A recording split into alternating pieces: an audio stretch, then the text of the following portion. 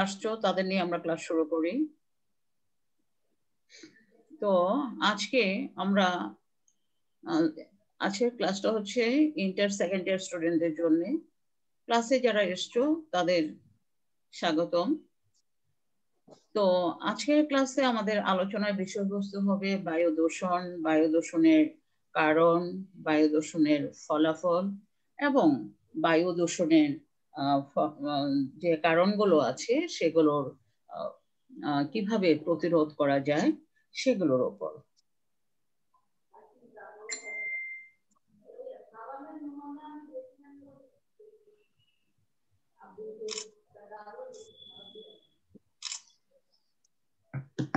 এখন আজকে আমরা যেটা আলোচনা করব, বায়ু দূষণের কারণ আলোচনা করব, বায়ু দূষণের বায়ু দূষণের ফলাফল, বায়ু দূষণের কারণে কি প্রভাব পড়ে উদ্ভিদের উপর, প্রাণীর উপর, সেগুলো নিয়ে আমরা আলোচনা করব। মানুষের উপর কি ধরনের ফলাফল প্রভাব পড়ে সেটা নিয়ে আলোচনা করব, এবং বায়ু দূষণ যে কিভাবে প্রতিরোধ করা যায় সেই ব্যবস্থার উপরে আমরা আলোচনা করব। তো আমরা এই আলোচনাটা সাধারণত করে থাকি স্ক্রিন শেয়ারের মাধ্যমে। তো আমরা স্ক্রিন শেয়ারে যাই।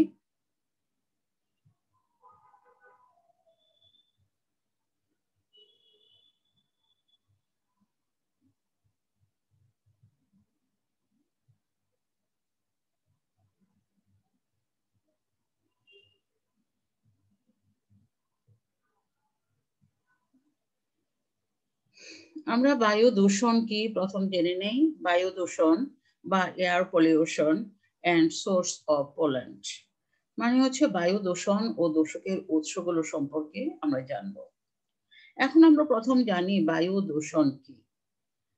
স্বাভাবিক বায়ুমণ্ডলে যদি এমন কোনো অনুপ্রবেশ ঘটে যার ফলে উদ্ভিদ, প্রাণী, মানুষ, শিল্পকলা, স্থাপত্যের ক্ষতি হয় বা ক্ষতির সম্ভাবনা দেখা যায়, তখন তাকে বায়ু দূষণ বলা হয়।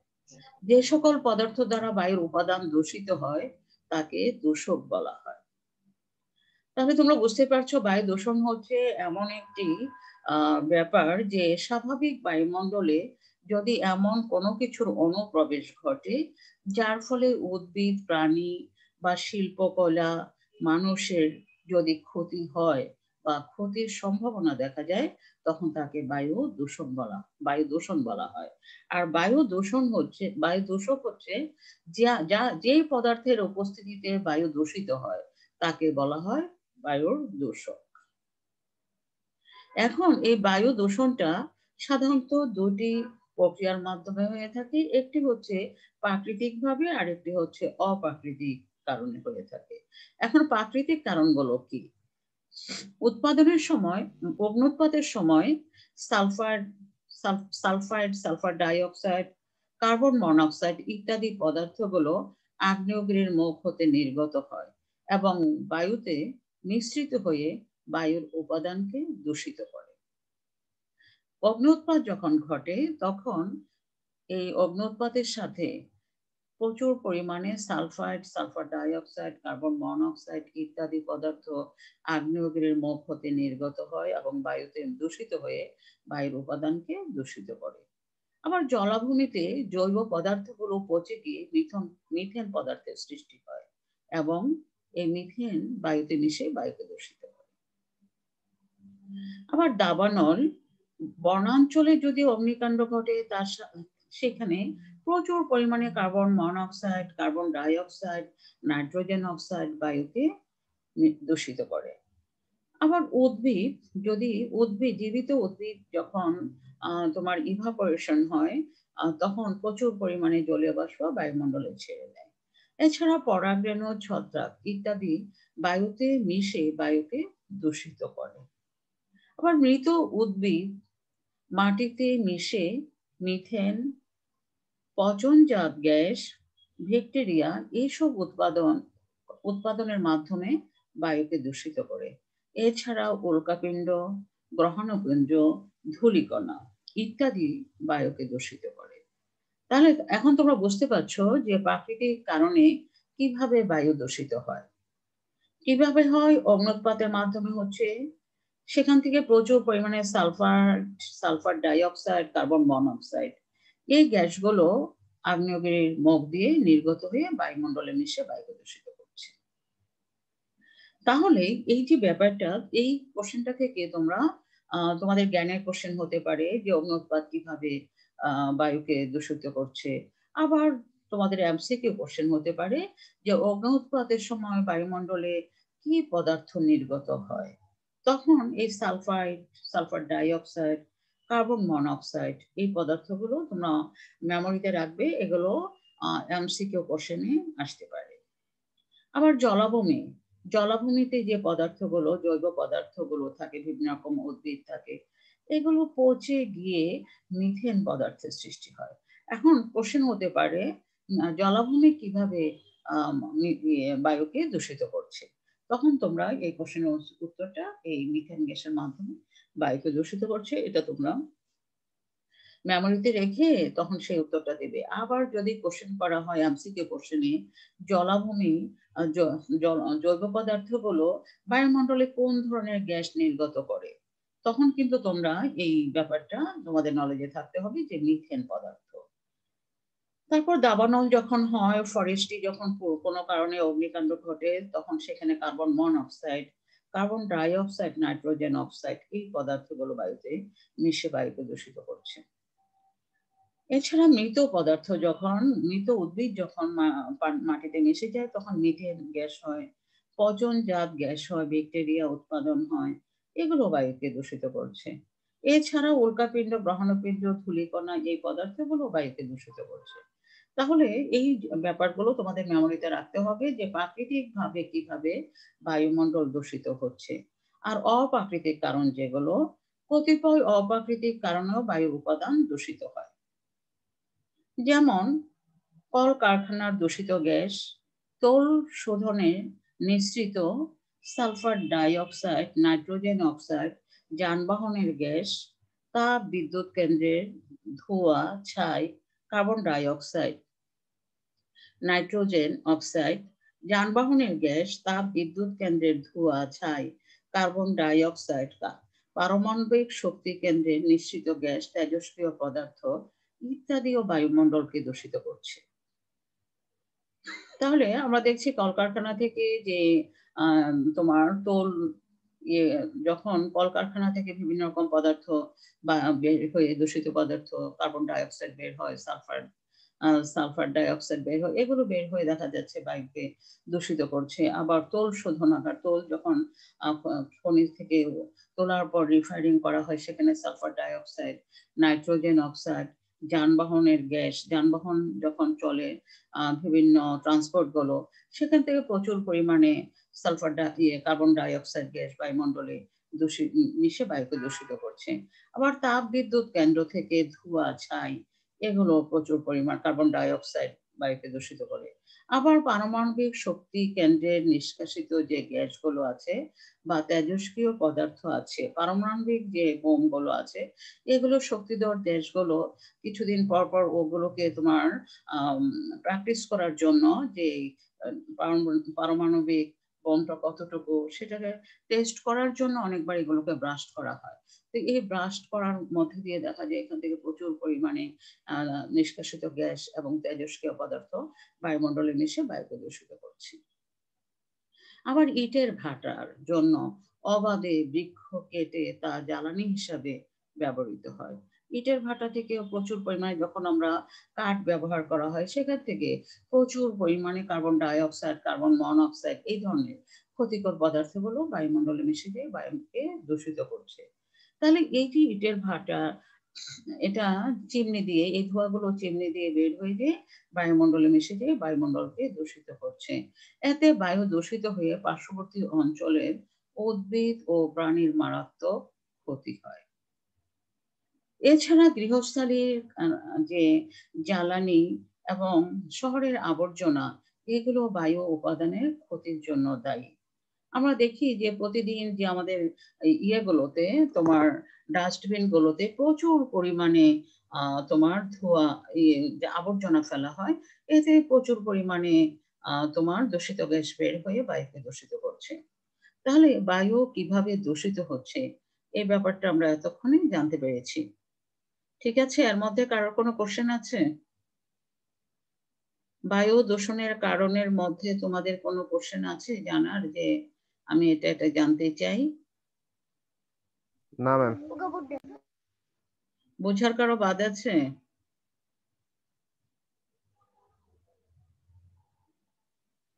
Any question? কারোর বোঝার বাদ থাকলে কোশ্চেন করো।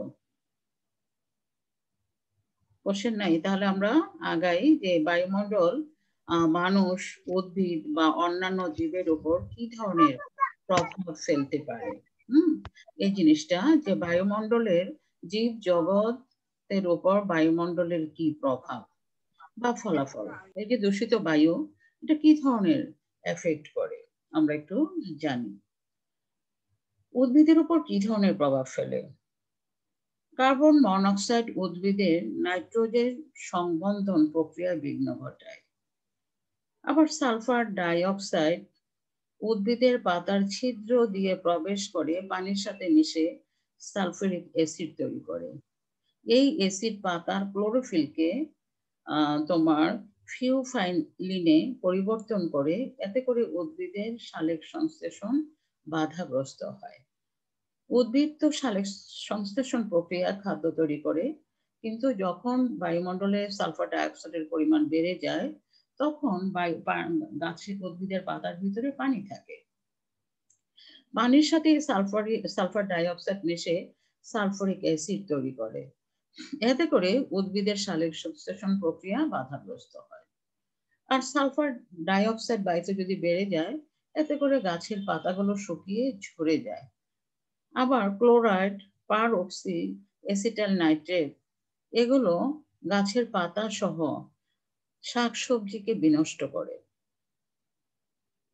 আবার নাইট্রোজেনের অক্সাইড, ক্লোরাইড এগুলো ফসল উৎপাদনে হ্রাস করে, এতে করে বাতাসের কালো ধোঁয়া, ধূলিকণা, হাইড্রোকার্বনেট প্রভৃতি ফল ফুল জন্মাতে বাধাগ্রস্ত হয়। এই জন্য দেখবে কোনো ইন্ডাস্ট্রির পাশে সাধারণত ভালো গাছ জন্মায় না, গাছগুলো মৃত্যুমুখে পতিত হয়। এখন এগুলো হচ্ছে উদ্ভিদের উপর কি ধরনের প্রভাব দূষিত বায়ুর। আর আমরা যদি দেখি মানুষের উপর এই বায়ু দূষণের কি প্রভাব, মানুষের স্বাস্থ্যের জন্য বায়ু দূষণের প্রভাব খুবই ক্ষতিকর। এর প্রভাবে নানা ধরনের রোগ ব্যাধি হয়, যেমন যানবাহনে নির্গত নানা ধরনের গ্যাসীয় পদার্থের মধ্যে কার্বন ডাই অক্সাইড হচ্ছে উল্লেখযোগ্য। এই গ্যাস মানুষের শরীরে প্রবেশ করলে রক্তের অক্সিজেন গ্রহণ ক্ষমতা হ্রাস পায়। কার্বন ডাই অক্সাইড যখন বায়ুমণ্ডলে বেড়ে যায়, তখন মানুষের বডি কিন্তু অক্সিজেন নেয় বায়ুমণ্ডল থেকে, কিন্তু কার্বন ডাই অক্সাইডের পরিমাণ বেড়ে গেলে অক্সিজেন নেওয়ার ক্ষমতা হ্রাস পায়।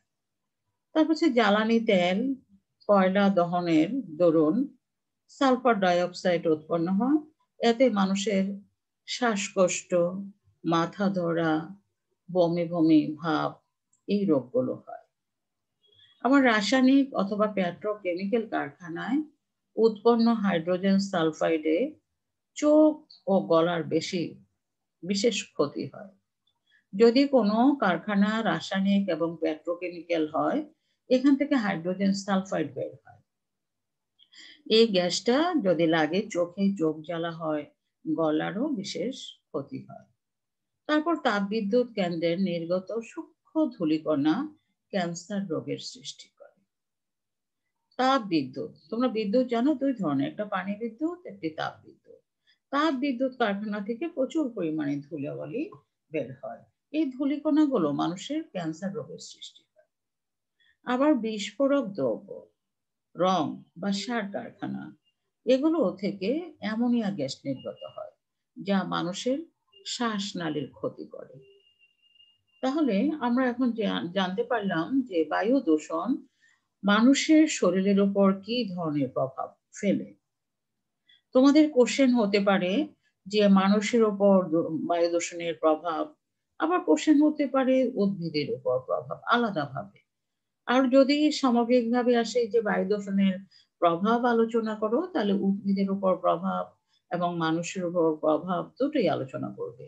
আর যদি আলাদাভাবে বোঝার উদ্দীপকে যদি এরকম দেওয়া থাকে উদ্ভিদের একটা, যদি উদ্দীপকে উদ্ভিদের ব্যাপারটাই থাকে, তাহলে উদ্ভিদের প্রভাবের উপর যে প্রভাব সেটা আলোচনা আনবে। আর যদি মানুষের শরীরের উপর যে প্রভাব এটা যদি আসে, তাহলে তুমি মানুষের উপর যে প্রভাব সেটা আলোচনায় নিয়ে আসবে। তারপর হচ্ছে বায়ু দূষণ প্রতিরোধ। বায়ু দূষণ কিভাবে প্রতিরোধ করবে? বায়ু দূষণ প্রতিরোধের জন্য নিম্নলিখিত ব্যবস্থাগুলো আমরা গ্রহণ করব। যেমন কলকারখানা, যানবাহনের নির্গত দূষিত গ্যাস নিয়ন্ত্রণ। কলকারখানায় এবং যানবাহন থেকে যে গ্যাসগুলো বের হয় এগুলো বায়ুকে দূষিত করছে। তাহলে আমরা এগুলো কিভাবে প্রতিরোধ করা যায়? উন্নত প্রযুক্তি কাজে লাগিয়ে যদি কলকারখানা থেকে যেসব গ্যাস নির্গত হয় সেগুলো যেখানে পচন ব্যবস্থা বা রাসায়নিক উপায়ে শোধন ব্যবস্থা আছে সেগুলো যদি করা হয় তাহলে বায়ু দূষণ প্রায় বন্ধ হয়। এছাড়া প্রতিটি কারখানায় বায়ু দূষণ নির্ধারক প্লান্ট নির্মাণ করা আবশ্যক। তাহলে দেখা যাবে বায়ুমণ্ডল থেকে যে দূষিত পদার্থগুলো বের হবে সেগুলো বায়ু নির্ধারক প্লান্ট ব্যবহার করলে সেই পদার্থগুলো আর বায়ুমণ্ডলে মিশবে না। আবার জীবাশ্ম জ্বালানির ব্যবস্থা নিয়ন্ত্রণ। আমরা জীবাশ্ম জ্বালানি বলতে বুঝি কয়লা, খনিজ তেল, প্রাকৃতিক গ্যাস। এগুলো ব্যবহারে বায়ু দূষিত হয়। সুতরাং এগুলো যথাসম্ভব যদি আমরা কম ব্যবহার করি তাহলে, অথবা এই ব্যবহারটা যদি নিয়ন্ত্রণ করা যায় তাহলে বায়ু দূষণ কম হয়। আবার বিকল্প জ্বালানির ব্যবহার, কয়লা, খনিজ তেল, গ্যাস শক্তির পরিবর্তে জ্বালানির উৎস হিসাবে বেশি পরিমাণে যদি আমরা কয়লা, খনিজ তেল এবং গ্যাস এগুলো পরিবর্তে যদি আমরা সৌরশক্তি, বায়ু শক্তি, ভূতাপ শক্তি, জৈব শক্তি এগুলো ব্যবহার করি তাহলে বায়ু দূষণ অনেকটা নিয়ন্ত্রণ করা যায়। এছাড়া আমরা জানি যে উদ্ভিদ বা বনভূমি যদি আমরা সৃজন করি তাহলে দেখা যাবে বায়ুমণ্ডলে অক্সিজেনের পরিমাণ বাড়বে, কার্বন ডাই অক্সাইডের পরিমাণটা কমে যাবে। এতে করে বায়ুমণ্ডলে অক্সিজেন ও কার্বন ডাই অক্সাইড গ্যাসের ভারসাম্য রক্ষা হবে। এতে করে বনভূমির পরিমাণ অধিক বৃদ্ধি করাটা আবশ্যক। আবার নির্দিষ্ট জায়গায় শিল্প ও কারখানা স্থাপন।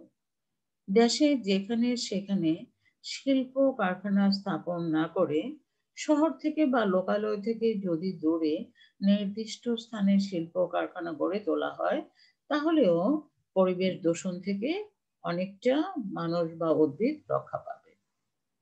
ইটের ভাটায় কারখানার কাঠের ব্যবহার বন্ধ করতে হবে।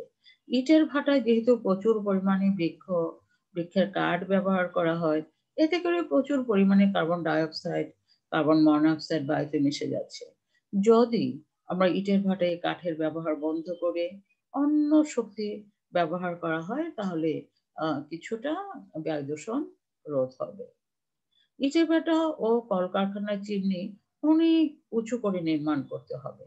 যদি অনেক উপরে আমরা নির্মাণ করতে পারি তবেও দেখা যাবে যে বায়ু দূষণের পরিমাণটা কমে আসবে।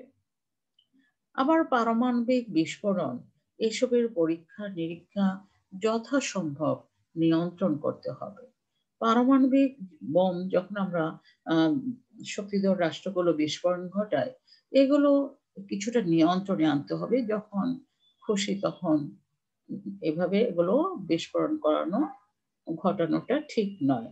এতে করে পরিবেশ দূষণ হচ্ছে। এই জন্য এই পরীক্ষা নিরীক্ষাগুলো তোমার কিছুটা হলেও নিয়ন্ত্রণ করা প্রয়োজন। তারপর মানুষের সচেতনতা। মানুষকে সচেতন হতে হবে। বায়ুমণ্ডল দূষণ করার জন্য যে পদার্থগুলো আছে এর মধ্যে ক্লোরোফ্লোরোকার্বন বা সিএফসি গ্যাস অন্যতম। এই গ্যাসটা সাধারণত রেফ্রিজারেটর বা এয়ার কন্ডিশন ব্যবহারের ফলে এই গ্যাসটা বায়ুমণ্ডলে মিশে যাচ্ছে এবং এই গ্যাস ওজোন স্তরকে ক্ষয় করে দিচ্ছে। তো যে কারণে তোমার ওজোন স্তর ক্ষয়ের কারণে আল্ট্রাভায়োলেট রে সূর্যের পৃথিবীতে আসছে। এতে করে পৃথিবী উত্তপ্ত হচ্ছে। তাহলে এই ওজোন স্তর যেন ক্ষতিকর না হয় সেই জন্য ফ্রিজ এবং এয়ার কন্ডিশন এগুলো ব্যবহারের ব্যাপারে মানুষকে একটু যদি সচেতন হয় তাহলে বায়ু দূষণ প্রতিরোধ কিছুটা হলেও সহজ হবে। তাহলে এখানে বায়ু দূষণ প্রতিরোধ করার জন্য যে ব্যবস্থা সেটা আমরা জেনে নিলাম, ঠিক আছে?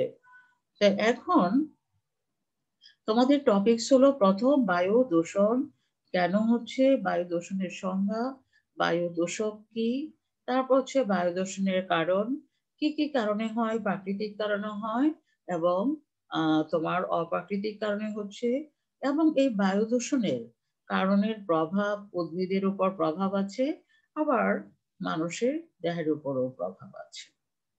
এখন এই বায়ু দূষণ প্রতিরোধ করার জন্য যে প্রয়োজনীয় ব্যবস্থাগুলো সেগুলো আমরা আলোচনা করেছি, ঠিক আছে? এখন আমরা তোমাদের যদি এই কোশ্চেনগুলোর উপরে টপিকস এর উপরে কোনো যদি কোশ্চেন থাকে তাহলে তোমরা কোশ্চেন করতে পারো। কারোর যদি কিছু জানার থাকে বা বোঝার থাকে এই টপিকসটার উপরে আজকে যে আলোচনা করলাম তাহলে তোমরা আলোচনা করে দিবে, অ্যান্সার দিয়ে দিব। বলো তো কার কি প্রবলেম আছে, জানার কোনো প্রবলেম আছে কিনা, আছে কি কারোর কোনো কোশ্চেন, কারোর কোনো কোশ্চেন নেই? Ibrahim, Nurjahan, any question? না মিস। বুঝতে পেরেছো? বুঝতে পেরেছো তোমরা? তারপর একটা উদ্দীপক দেই তাহলে, তোমরা যেহেতু সবাই সব বুঝছো এই উদ্দীপকটা তোমরা হোমওয়ার্ক করবে। উদ্দীপকটা দেখো, জনাব ফজলুল হক রাজধানী ঢাকায় তার পুত্রের বাসায় বেড়াতে আসেন। কিছুদিনের মধ্যে তার শ্বাসকষ্ট, বমি ভাব, মাথা ধরা ইত্যাদি উপসর্গ দেখা যায়। সে গ্রামে ফিরে যাওয়ার জন্য অস্থির হয়ে ওঠে। গ্রামে ফিরে নির্মল পরিবেশে আবার সুস্থ হয়ে ওঠে। কথাটা কি বোঝা গেল? তাহলে এই যে তারা কিছুদিন ঢাকায় আসলো, আসার পর বমি বমি, শ্বাসকষ্ট, এগুলো মাথা ধরা ইত্যাদি উপসর্গগুলো সে দেখতে পেল। কিন্তু পরে গ্রামে যখন চলে গেল তখন তার আর সেই প্রবলেমটা রইল না। তাহলে এখন কোশ্চেন হচ্ছে জ্ঞানের কোশ্চেন, ট্রপোস্ফিয়ার কি? এই কোশ্চেনটা পারবে না তোমরা? ট্রপোস্ফিয়ার কি পারা যাবে তো? ট্রপোস্ফিয়ার কি জানো তো? এই কোশ্চেনটা সবাই জবাব দাও না কেন? ট্রপোস্ফিয়ার কি বলো তো? ইব্রাহিম বলো।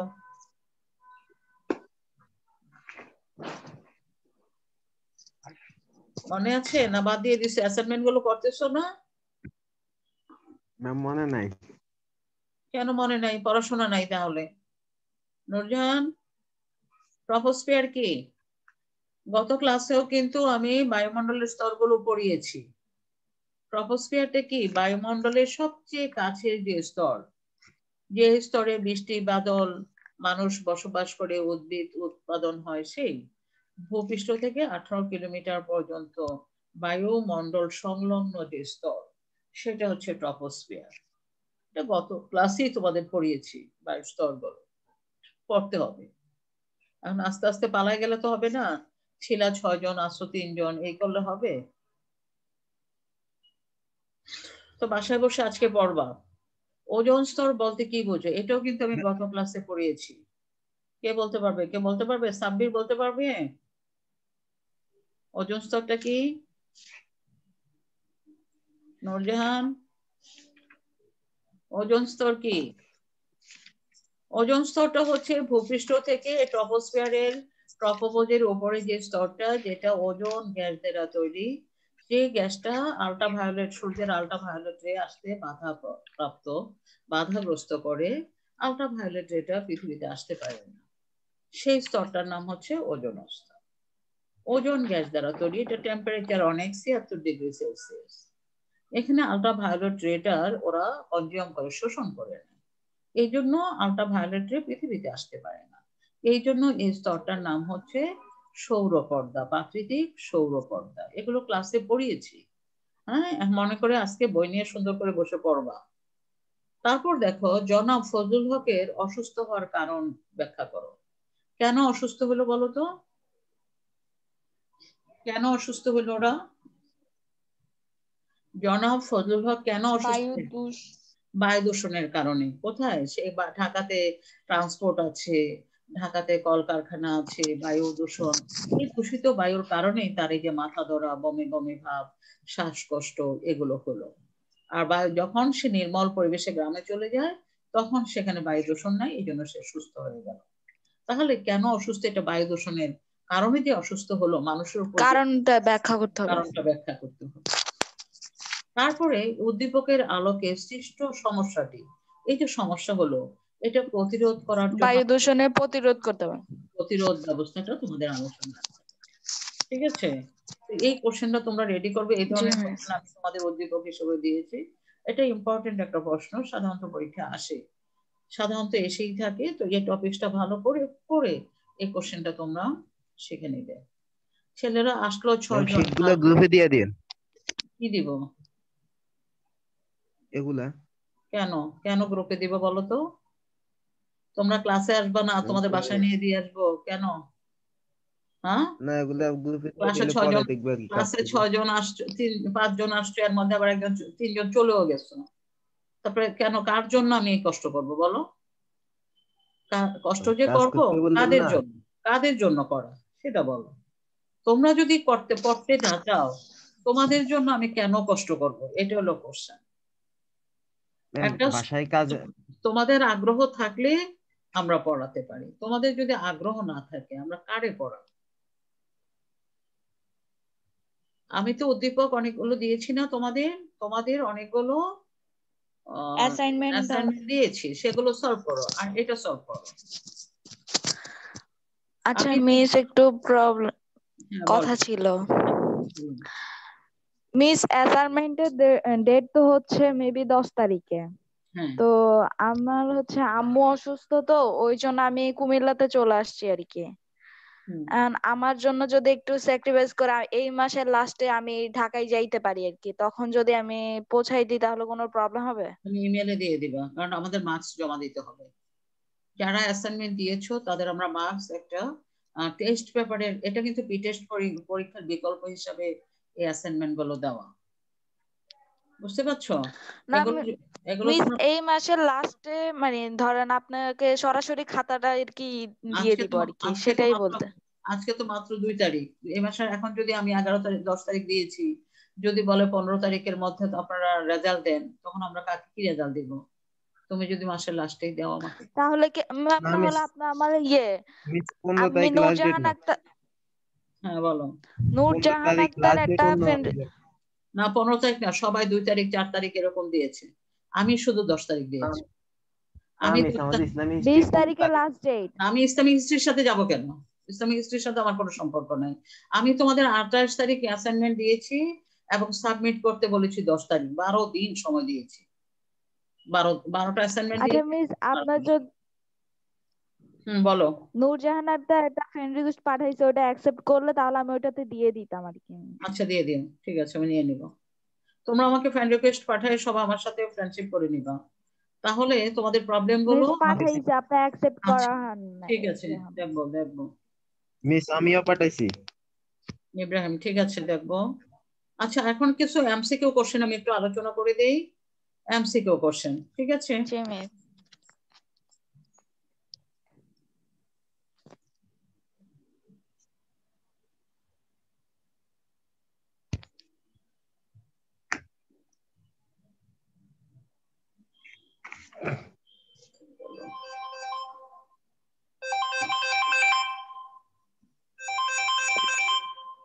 ক্লাস শেষ, সময় শেষ হয়ে গেছে, আজকে আর পড়াতে পারলাম না। 40 বেজে গেল, আজকে তোমাদের এখানেই। আল্লাহ হাফেজ। ওকে মিস, সালাম আলাইকুম। আগামী ক্লাসে অবশ্যই থাকবে, সবাই যেন থাকো, এই ব্যবস্থাটা করো, তা নাহলে ক্লাস নিতে ভালো লাগে না। ঠিক আছে? আর এই যে উদ্দীপক দেওয়া হলো, এগুলো আমি দিয়ে দিব, তোমাদের গ্রুপে দিয়ে দেবো। ঠিক আছে, ভালো থেকো, সুস্থ থেকো। আল্লাহ হাফেজ। Thank you. সালাম আলাইকুম। ওয়ালাইকুম আসসালাম।